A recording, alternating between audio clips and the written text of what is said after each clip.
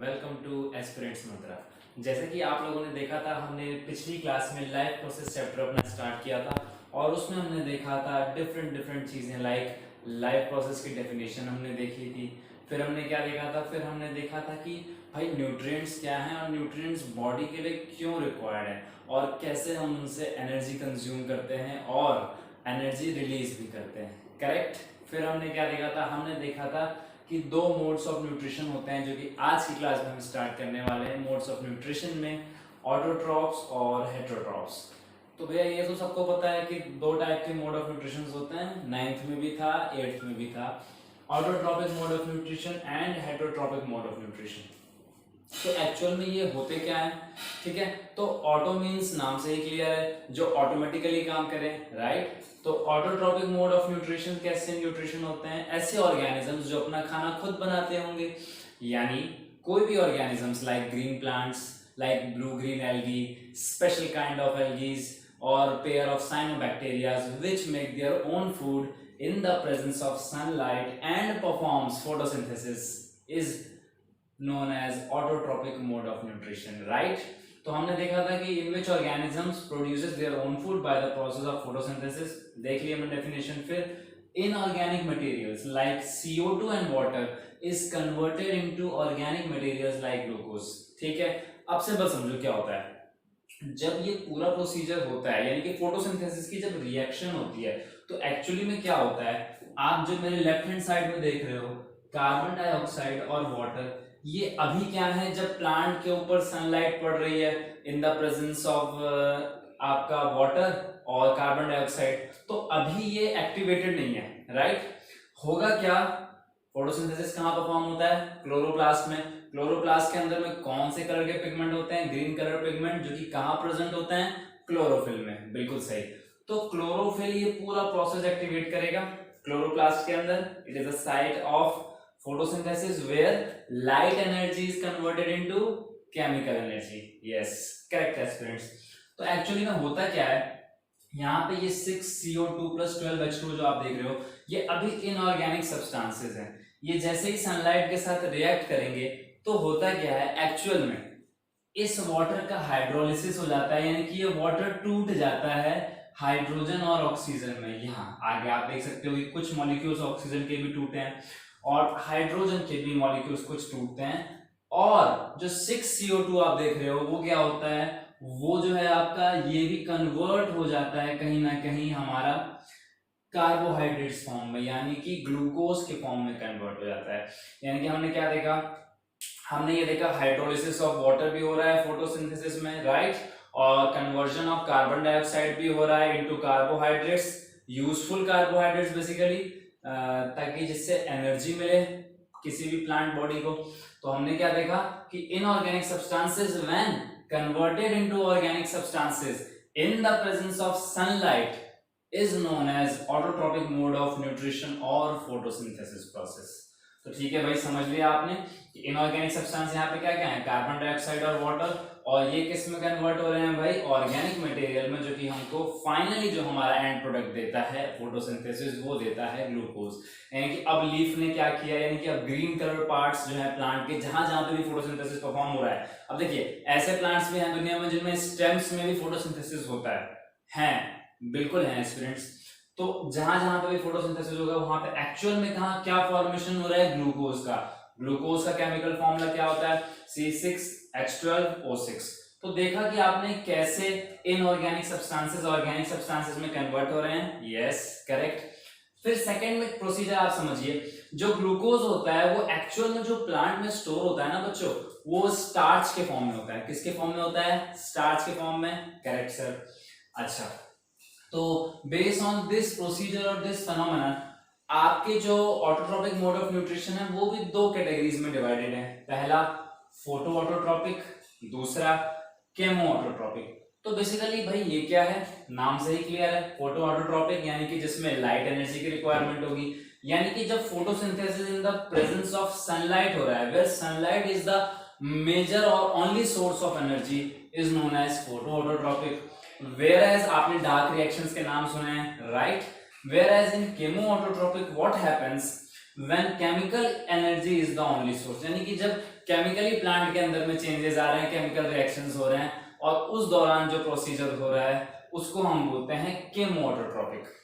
ठीक है, क्लियर। यानी कि ऑटो और आपका फोटो ऑटोट्रोपिक में भी खाना बनेगा और केमोऑटोट्रोपिक में भी बनेगा, बट डिफरेंस क्या है?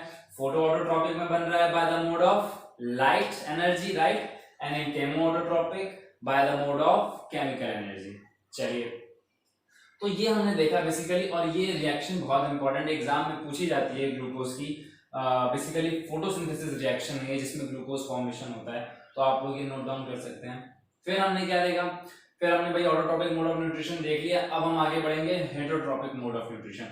तो जो हेटरोट्रॉप्स होते हैं वो कहीं ना कहीं ऐसे ऑर्गेनिजम्स हैं जो लार्ज अमाउंट ऑफ एनर्जी जो है ये कंजम्पशन करने में बेसिकली इन्वॉल्व करते हैं। ठीक है, इन कंपेयर टू मेकिंग, यानी कि बिल्कुल भी ये खाना बनाना ही नहीं चाहते, ये चाहते हैं सब कुछ इनको मिल जाए, राइट। इसमें कौन कौन आते हैं? इसमें आते हैं animals, we human beings are heterotrophic mode of nutrition, right. तो heterotrophs are those mode of nutrition in which organisms depend upon autotrophs and other organisms for their food, यानी कि अदर ऑर्गेनिजम्स पे हम डिपेंडेंट रहते हैं। ठीक है, फिर हेटरोट्रोपिक मोड ऑफ न्यूट्रिशन को भी 3 कैटेगरीज में डिवाइड किया गया है बच्चों। पहला होलोजोइक मोड ऑफ न्यूट्रिशन, दूसरा saprophytic mode of nutrition, and the third one is parasitic mode of nutrition, right. सबसे पहले देखते हैं होलोजोइक। होलोजोइक क्या होता है? होलो अब नाम से ही क्लियर है, एज अ होल, यानी कि पूरा का पूरा स्वेलो करना किसी भी चीज को। तो होलोजोइक मोड ऑफ न्यूट्रिशन में क्या होता है? Organisms take in whole food and break inside the body, यानी कि सिंपल एग्जांपल हो भैया एमीबा है, ये एमीबा है, तो अगर ये एमीबा का स्ट्रक्चर है, ये एमीबा क्या करेगा? ये एमीबा अपना ऐसे मुंह खोलेगा और अगर मान लो ये फूड है तो इस फूड को ये एमीबा पूरा का पूरा ऐसे स्वेलो करेगा।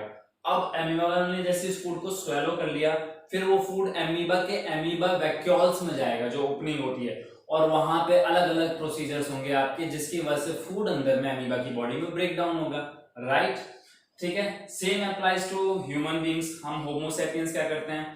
हमने खाना लिया, स्वेलो किया, उसके बाद अंदर में सारा बायोलॉजिकल प्रोसेस होता है कि ग्राइंडिंग ऑफ फूड, फिर slipping of food by the tongue, then oesophagus में खाना जाता है, फिर स्टमक में एंटर करता है, तो वो बायोलॉजिकल प्रोसेस होता है, यानी कि break down basically inside the body अगर हो, और कोई भी ऑर्गेनिज्म फूड अगर स्वेलो कर रहा है उसको होलोजोइक मोड ऑफ न्यूट्रिशन कहते हैं। Example amoeba, right. चलिए स्टूडेंट्स आगे बढ़ते हैं। फिर हमने देखा saprophytic mode of nutrition. Saprophytes और सैप्रोफिटिक मोड ऑफ न्यूट्रिशन वो मोड ऑफ न्यूट्रिशन होता है जो generally dead animals, dead plants पे डिपेंड करता है, यानी कि बेसिकली अगर मान लो कहीं पे भी कोई डेड बॉडी पड़ी हुई है, या कोई प्लांट सड़ गया, गल गया, कोई एनिमल की बॉडी सड़ गई, गल गई, तो वहां पे फंगस लग जाते हैं, ठीक है ना।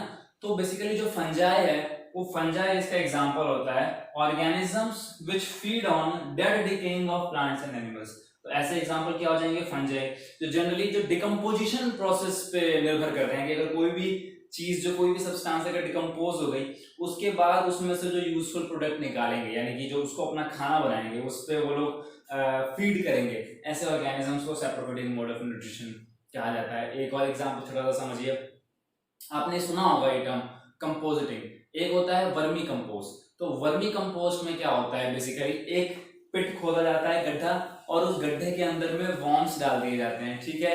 और वहां पे क्या होता है? वो वॉर्म्स बेसिकली जो भी अपना खाना खाएंगे, जो भी वो वेस्ट मटेरियल है, उसको एक्सक्रीट भी वहीं पे करेंगे, उस dead decaying of plants and animals को। और जब वो एक्सक्रीट करेंगे तो वो जो मटेरियल मिलता है वो एक्चुअली में बहुत अच्छे खाद का काम करता है, प्लांट्स के न्यूट्रिशन वैल्यू के लिए और ग्रोथ के लिए बहुत अच्छा माना जाता है, तो उसको वर्मी कंपोजिटिंग मटेरियल कहते हैं। तो कहीं ना कहीं वॉर्म्स भी सैप्रोफिटिक मोड ऑफ न्यूट्रिशन कुछ ऐसे हैं जो परफॉर्म करते हैं, right, dead decaying of plants and animals पर निर्भर करते हैं। फिर हमने देखा लास्ट वन है parasitic mode of nutrition. Parasitic mode of nutrition क्या होता है? नाम से ही क्लियर है बच्चों, पैरासाइट्स। और पैरासाइट्स क्या होते हैं? ऐसे ऑर्गेनिजम्स जो होस्ट बॉडी पे अटैक करते हैं। होस्ट बॉडी पे अटैक करेंगे या तो इंटरनली अंदर से घुस के, या फिर एक्सटर्नली बाहर से होस्ट बॉडी पे अटैक करेंगे, राइट। तो देखो, organisms which feed on living host are known as parasites।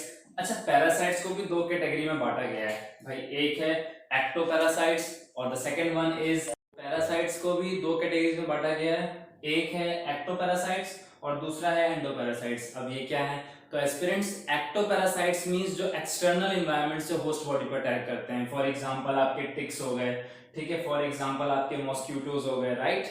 तो basically they are attacking the host body externally, whereas endoparasites क्या होते हैं, ये कहीं ना कहीं होस्ट बॉडी के अंदर रहते हैं और इंटरनली अटैक करते हैं, राइट। फॉर एग्जाम्पल अगर हम बात करें ह्यूमन बींग्स की और एनिमल्स की, तो उनके इस इंटेस्टाइन में टेप वॉर्म्स प्रेजेंट होते हैं। तो बेसिकली टेप वॉर्म्स जो हैं वो हमारी बॉडी में इंटरनली हमारी बॉडी में अटैक करते हैं, या बेसिकली जो भी केमिकल और बायोलॉजिकल चेंजेस लाते हैं। तो इसकी भी दो कैटेगरीज हैं, एक्टोपैरासाइट्स एंड एंडोपैरासाइट्स। हमने क्या क्या देखा, हमने देखा ऑटोट्रोपिक न्यूट्रिशन और हेटेरोट्रोपिक न्यूट्रिशन में डिफरेंस। हमने देखा कैसे फोटोसिंथेसिस का रिएक्शन जो होता है उसमें इनऑर्गेनिक सब्सटेंसेस ऑर्गेनिक सब्सटेंसेस में कन्वर्ट हो जाते हैं, राइट।